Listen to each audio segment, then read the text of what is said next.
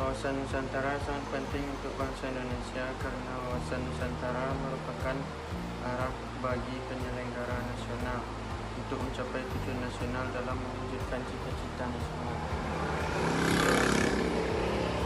Dengan demikian, wawasan Nusantara berfungsi sebagai panduan dan pedoman dasar bagi penyelenggara bagi kehidupan yang memberikan motivasi, dorongan untuk mencapai tujuan. Wawasan Nusantara juga melandasi perjuangan bangsa Indonesia untuk bersatu dalam mencapai tujuan nasional. Maka untuk menjamin agar kesatuan Indonesia selalu terpelihara, bangsa Indonesia melahirkan wawasan Nusantara.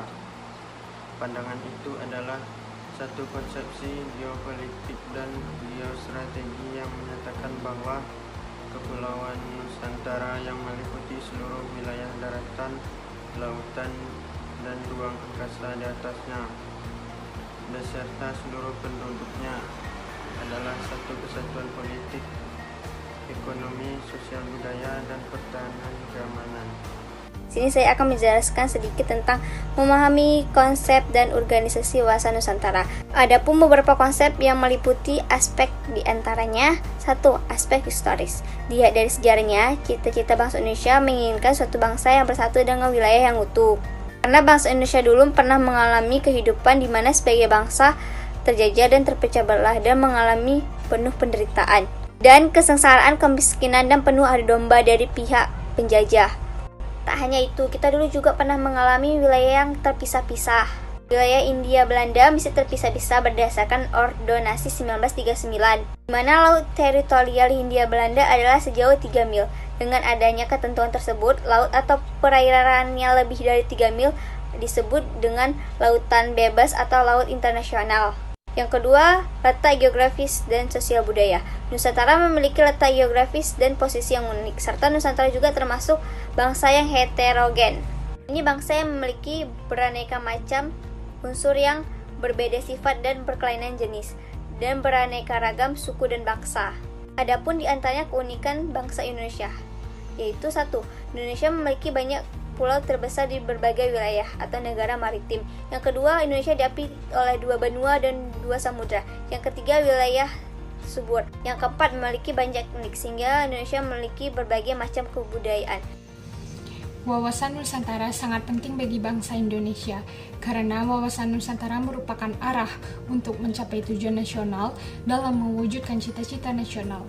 Wawasan Nusantara juga berguna sebagai pedoman motivasi dorongan dalam menentukan segala kebijaksanaan dan keputusan dengan berdasarkan kepada persatuan dan kesatuan wilayah bagi seluruh rakyat dalam berkehidupan bermasyarakat, berbangsa, dan bernegara.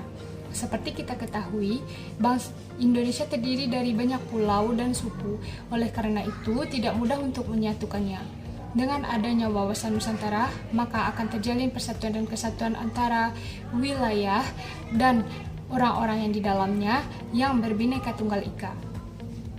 Peresmian Deklarasi Juanda terdapat dalam Undang-Undang Nomor 4 PRP 1960 tentang Perairan Indonesia.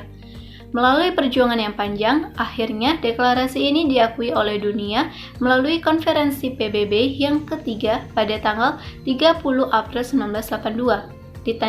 Ditandai dengan diterimanya dokumen The United Nations Convention on the Law of the Sea atau UNCLOS yang menyatakan bahwa Indonesia merupakan negara kepulauan atau archipelago state.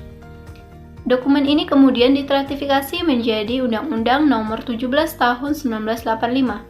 Berdasar hukum laut tersebut, wilayah laut yang dimiliki Indonesia sangat luas, yakni 5,9 juta kilometer persegi, yang terdiri dari 3,2 juta kilometer persegi merupakan perairan laut teritorial dan 2,7 juta kilometer persegi merupakan perairan zona ekonomi eksklusif atau ZEE. Landasan ini belum termasuk dari landasan kontinen yang dimiliki Indonesia. Secara historis, wawasan Nusantara lahir melalui Deklarasi Juanda. Deklarasi Juanda pertama kali dicetuskan pada tanggal 13 Desember 1900 Indonesia oleh Juanda Kartawijaya sebagai Perdana Menteri saat itu. Secara umum, Deklarasi Juanda menyatakan kepada dunia bahwa laut Laut Indonesia termasuk laut sekitar, di antara dan di dalam Kepulauan Indonesia, termasuk kepada kesatuan wilayah NKRI. Sebelum adanya deklarasi Juanda ini wilayah Indonesia mengacu pada Ordonansi Hindia Belanda 1939.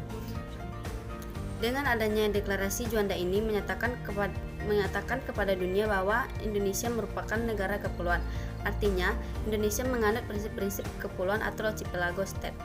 Dengan kata lain, wilayah laut dan perairan antar pulau yang ada di Indonesia merupakan bagian wilayah Republik Indonesia dan bukan merupakan satu kawasan bebas negara. Konsep wawasan Nusantara yang keempat berdasarkan sumber sosiologis. Berdasarkan sumber ini didasarkan oleh adanya kondisi sosial dan budaya masyarakat Indonesia, di mana pada awalnya wawasan Nusantara berpandangan pada keutuhan dan kesatuan wilayah, namun diperluas lagi menjadi persatuan bangsa. Hal ini digunakan agar bangsa Indonesia tidak lagi terpecah-pecah seperti yang kita lihat pada awal kemerdekaan Indonesia. Untuk itu, masyarakat Indonesia diharapkan dapat terus menumbuhkan semangat kebangsaan agar bangsa Indonesia tidak lagi terpecah-pecah. Semangat kebangsaan Indonesia telah dirintis melalui peristiwa kebangkitan nasional 20 Mei 1908, ditegaskan dalam Sumpah Pemuda 28 Oktober 1928, dan diwujudkan dengan Proklamasi Kemerdekaan Bangsa 17 Agustus 1945. Keadaan sosiologis masyarakat Indonesia dan juga penjajah telah melatar belakangi timbulnya semangat dan tekad untuk bersatu dalam satu nasionalitas. Ketika bangsa Indonesia merdeka, wilayahnya masih satu kesatuan dan masih menggunakan peraturan lama, yakni Ordonansi 1939. Oleh sebab itu, diperlukan upaya. Salah satunya dengan konsep wawasan Nusantara yang diawali dengan keluarnya Deklarasi Juanda 1957. Dengan itu, wawasan Nusantara tidak hanya wawasan kewilayahan, tapi juga berkembang sebagai wawasan kebangsaan.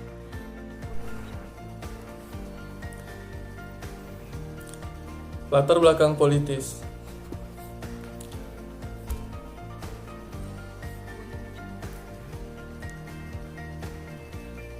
Latar belakang politis wawasan Nusantara.